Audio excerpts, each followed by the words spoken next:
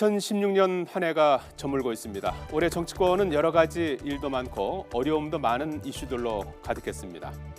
2016년 정치권 상황에서 중대한 변곡점을 맞았던 순간들을 정리해 보겠습니다. 먼저 국민들이 정치에 관심을 갖게 되는 계기를 만들어줬던 토론이 있었습니다. 모두 192시간 25분이라는 세계적 기록을 세운 야당의 필리버스터였습니다. 올 초인 2월에 여당을 중심으로 한 테러 방지 법안이 발의돼 직권 상정되자 반발한 야당은 테러 방지법 표결을 막기 위한 무제한 토론을 시작했습니다. 필리버스터에서의 첫 주자는 당시 민주당 의원이었던 김광진 전 의원이었습니다. 무려 5시간 33분 동안의 발언이 이어졌습니다. 화장실은 뭐 그렇게 하지 않더라고요. 물은 별로 많이 먹지 않아가지고. 근데 5시간을 그대로 이제 정자석에 서니까 발바닥이 참 아프더라고요. 기록 경쟁이라도 하듯 야당 의원들은 긴 시간 동안 무제한 토론을 이어갔습니다. 11시간 39분 동안 발언을 한 정청래 당시 민주당 의원이 최장시간 발언의 주인공이 됩니다.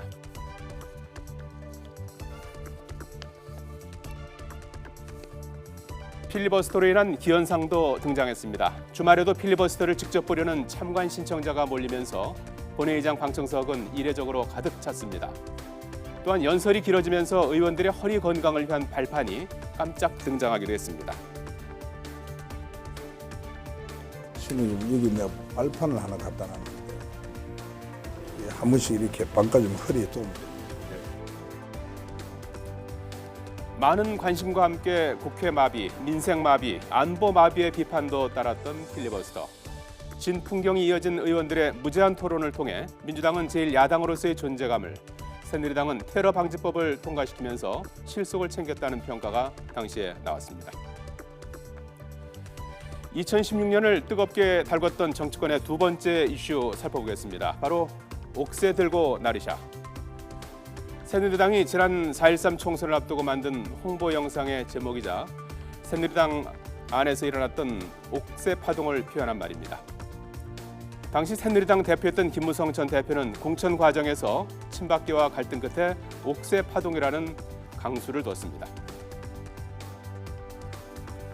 무공천으로 내버려지진 않으시겠다는 뜻입니다. 무공천은 있을 수가 없어요.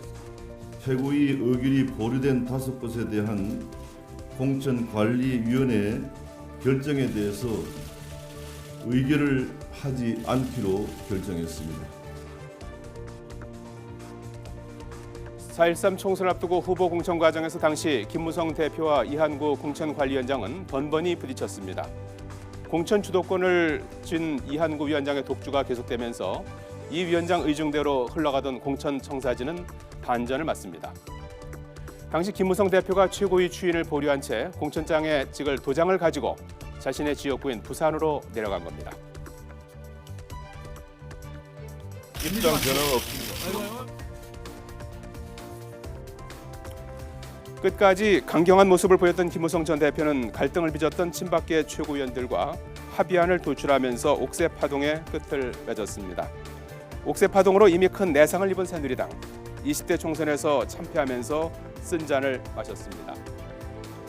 여소야대 형국이 현실화되면서 20대 총선의 결과는 소통과 협치의 국정 운영을 하라는 민의로 풀이됐습니다.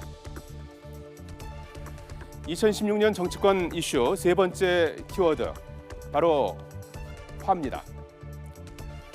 최순실 국정농단으로 분노한 촛불 민심은 박근혜 대통령 탄핵 소추안 가결을 이끌었습니다. 지난 10월 최순실 게이트가 터진 이후 박 대통령은 3번의 대국민 담화를 발표합니다.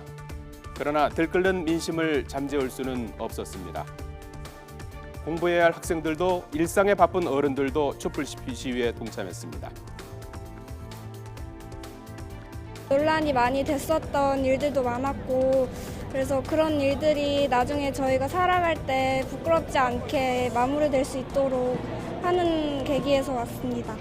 이렇게 거리로 나와서 얼마나 많은 사람들이 이 정부에 실망하고 화가 났는지 보여줘야 된다고 생각을 해서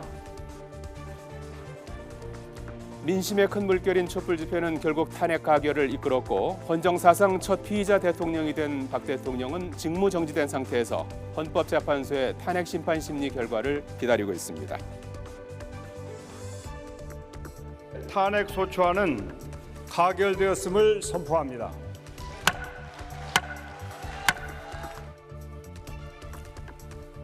네, 2016년 정치권의 주요 이슈를 살펴봤습니다. 이 밖에도 김영란법 시행과 사드 배치 논란 등 정치권에는 굵직한 뉴스들이 유난히 많았습니다. 곧 맞이할 2017년 새 정치권에는 어떤 소식들이 기다리고 있을까요?